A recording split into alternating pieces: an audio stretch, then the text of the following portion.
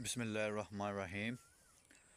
ਦੋਸਤੋ ਆਪਾਂ ਤਕਰੀਬਨ 10-12 ਦਿਨ ਤੋਂ ਬਾਅਦ ਕਪਾਹ ਦੇ ਅੰਦਰ ਆਏ ਹਾਂ ਅਤੇ ਅੱਜ ਆਪਾਂ ਇਹਨੂੰ ਪਾਣੀ ਵੀ ਲਗਾ ਦਿੱਤਾ ਵਾ ਅਤੇ ਤੁਹਾਨੂੰ ਮੈਂ ਅੱਜ ਵਿਜ਼ਿਟ ਕਰਵਾਊਂਗਾ ਕਪਾਹ ਆਪਣੀ ਕਿਸ ਕੰਡੀਸ਼ਨ ਦੇ ਉੱਤੇ ਹੈਗੀ ਹੈ। ਅਤੇ ਅੱਜ ਆਪਾਂ ਇਹਨੂੰ ਨੈਟਰੋਫਾਸ ਵੀ ਯਾਨੀ ਕਿ ਯੂਜ਼ ਕੀਤੀ ਹੈਗੀ ਹੈ, ਫਲੱਡ ਕੀਤੀ ਹੈ। ਪਾਣੀ ਦਰਅਸਲ ਕੱਲ੍ਹ ਲਾਇਆ ਲੇਕਿਨ ਮੈਂ ਆਇਆ ਅੱਜ ਅਤੇ ਤੁਹਾਨੂੰ ਦਿਖਾਉਂਦਾ ਕਿ ਆਪਣੀ ਕਪਾਹ ਇਸ ਵਕਤ ਕਿੰਨਾ ਫਲ ਲਿਆ ਹੋਇਆ, ਕਿੰਨੇ ਟਿੰਡੇ ਲੱਗੇ ਹੋਏ ਆ ਜਾਂ ਕਿੰਨੇ ਪਕਾਏ ਹੋਏ ਆ। ਅਤੇ ਅੱਜ ਆਪਾਂ ਇਹਨੂੰ ਗਿਣਤੀ ਕਰਾਂਗੇ। ਤਕਰੀਬਨ 90 ਦਿਨ ਦੇ ਲਗਭਗ ਹੋ ਚੁੱਕੀ ਹੈ, 90 ਦਿਨ ਦੀ ਹੋਣ ਵਾਲੀ ਆ, ਹੋਈ ਨਹੀਂ। ਪੌਣੇ ਕੁ 3 ਮਹੀਨੇ ਦੀ ਕਪਾਹ ਹੈਗੀ ਆਪਣੀ ਮਾਸ਼ਾਅੱਲਾ। ਅਤੇ ਆਪਾਂ ਅੱਜ ਵੇਖਾਂਗੇ ਟਿੰਡੇ ਕਿੰਨੇ ਲਏ ਆ ਨੇ ਉੱਤੇ, ਯਾਨੀ ਕਿ ਫਲ ਕਿੰਨਾ ਜਾਂ ਫੁੱਲ ਕਿੰਨੇ ਚੱਕ ਰਹੀ ਹੈ, ਜਾਂ ਫਲ ਕਿਰ ਕਿੰਨਾ ਰਿਹਾ, ਜਾਂ ਸਟਰੈਸ ਦੀ ਵਜ੍ਹਾ ਨਾਲ ਫਲ ਕਿਰ ਰਿਹਾ ਜਾਂ ਨਹੀਂ ਕਿਰ ਰਿਹਾ। ਠੀਕ ਹੋ ਗਿਆ। ਅਤੇ ਆਪਾਂ ਹੁਣ ਵਿਜ਼ਿਟ ਕਰਦੇ ਹਾਂ ਕਪਾਹ ਆਪਣੀ ਕਿਸ ਕੰਡੀਸ਼ਨ ਦੇ ਉੱਤੇ ਆ।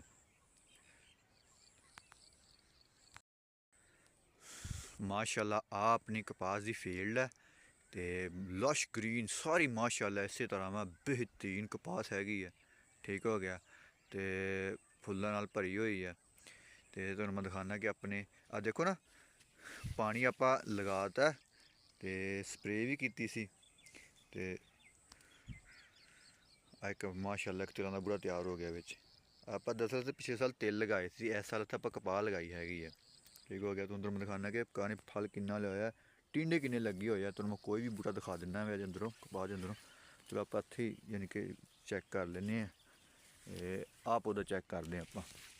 ਦੇਖੋ ਮਾਸ਼ਾਅੱਲਾ ਬਿਹਤਰੀਨ, ਯਾਨੀ ਤਕਰੀਬਨ 4-5 ਸ਼ਾਖਾ ਕੱਢੀਆਂ ਹੋਈਆਂ, ਬਲਕਿ ਜ਼ਿਆਦਾ ਕੱਢੀਆਂ। ਆਪਾਂ ਗਿਣਤੀ ਕਰਦੇ ਹਾਂ ਕਿ ਇਸ ਪੌਦੇ ਨੇ ਸ਼ਾਖਾ ਕਿੰਨੀਆਂ ਕੱਢੀਆਂ ਹੋਈਆਂ। ਤਕਰੀਬਨ ਸਾਰੇ ਇਸ ਦੇ ਰੌਂਡ ਬੋਰਡ ਹੀ ਯਾਨੀ ਕਿ ਪੌਦੇ ਹੈਗੇ ਆ।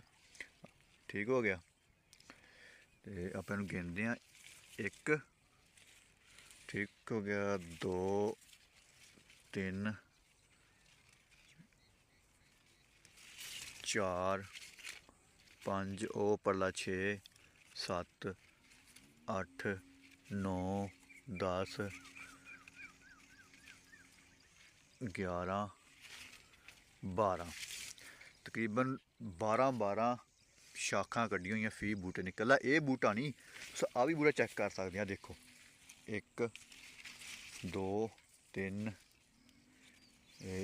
4, 5, 6, 7,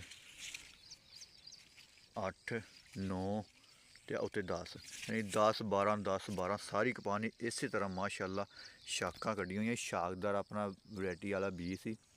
ਅਤੇ ਤੁਹਾਨੂੰ ਮੈਂ ਟਿੰਡੇ ਗਿਣਾਉਣਾ ਕਿ ਟਿੰਡੇ ਕਿੰਨੇ ਲੱਗੇ ਹੋਏ ਆ ਕਪਾਹ ਨੂੰ। ਦਰਅਸਲ ਵੀਡੀਓ ਲੰਬੀ ਹੋ ਰਹੀ ਹੈ, ਤੁਹਾਨੂੰ ਮੈਂ ਵੈਸੇ ਦਿਖਾ ਦਿੰਦਾ ਕਿ ਕਿੰਨੇ ਟਿੰਡੇ ਲੱਗੇ ਆ ਗਿਣਤੀ ਕਰਕੇ। ਕਦੋਂ ਮੈਂ ਗਿਣਤੀ ਕਰਦਾ ਤਾਂ ਹਿੱਲ ਜਾਂਦਾ ਕੈਮਰਾ। 1, 2, 3, 4, 5, 6, 7, 8। ਯਾਰ ਗਿਣਤੀ ਕਰਨੀ ਨਾ ਥੋੜੀ ਮੁਸ਼ਕਿਲ ਹੈ। ਤਕਰੀਬਨ ਹਰ ਬੂਟੇ ਨੂੰ ਮੇਰੇ ਜ਼ਿਹਨ ਦੇ ਮੁਤਾਬਕ ਨਾ 15-15, 20-20 ਟਿੰਡੇ ਪੌਦੇ ਨੇ ਪਕਾਏ ਹੋਏ ਆ। ਠੀਕ ਹੈ। ਅਤੇ ਫੁੱਲਾਂ ਨਾਲ ਤਾਂ ਮਾਸ਼ਾਅੱਲਾ ਸਾਰੀ ਕਪਾਹ ਇਸ ਤਰ੍ਹਾਂ ਭਰੀ ਹੋਈ ਹੈ ਅਤੇ ਫਲ ਨਾਲ ਵੀ ਭਰੀ ਹੋਈ ਹੈ। ਇਸ ਟਾਈਮ ਕਿਸੇ ਕਿਸਮ ਦਾ ਕੋਈ ਸਟਰੈਸ ਨਹੀਂ ਹੈਗਾ, ਕੋਈ ਬਿਮਾਰੀ ਨਹੀਂ ਹੈਗੀ, ਕਿਸੇ ਕਿਸਮ ਦਾ ਕੋਈ ਕੀੜਾ ਨਹੀਂ ਹੈਗਾ। ਕੋਈ ਹੈ ਕਿਹੜਾ ਕਿਰ ਜਾਂਦਾ। ਤੁਸੀਂ ਦੇਖਦੇ ਆ, ਦੇਖੋ ਨਾ ਆਵੇ ਤਕਰੀਬਨ ਇੱਕ ਕਿਰਿਆ ਅੰਨਿਆਂ ਦੇ ਵਿੱਚੋਂ, ਤਕਰੀਬਨ ਕਿਰਦਾ ਨਹੀਂ ਹੈਗਾ ਫਲ।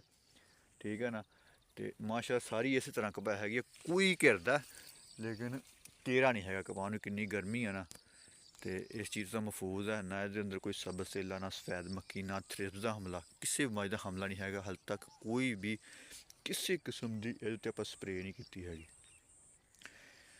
ਅਤੇ ਉਮੀਦ ਹੈ ਕਿ ਇਨਸ਼ਾਅੱਲਾ ਆਉਣ ਵਾਲੇ ਦਿਨਾਂ ਦੇ ਵਿੱਚ ਵੀ ਇਹ ਮਜ਼ੀਦ ਸਟਰੈਸ ਦੇ ਬਾਵਜੂਦ ਸਰਵਾਈਵ ਕਰ ਜਾਏਗੀ ਬਗੈਰ ਸਪਰੇਅ ਤੋਂ। ਤੁਹਾਨੂੰ ਪਿਛਲੀ ਵੀਡੀਓ ਅੰਦਰ ਦੱਸਿਆ ਸੀ ਕਿ 21 ਦਿਨ ਬਗੈਰ ਸਪਰੇਅ ਤੋਂ ਕੱਢ ਜਾਏਗੀ। ਤਕਰੀਬਨ ਉਸ ਵੀਡੀਓ ਬਣੇ ਨੂੰ 10 ਤੋਂ 12 ਦਿਨ ਹੋ ਗਏ ਆ।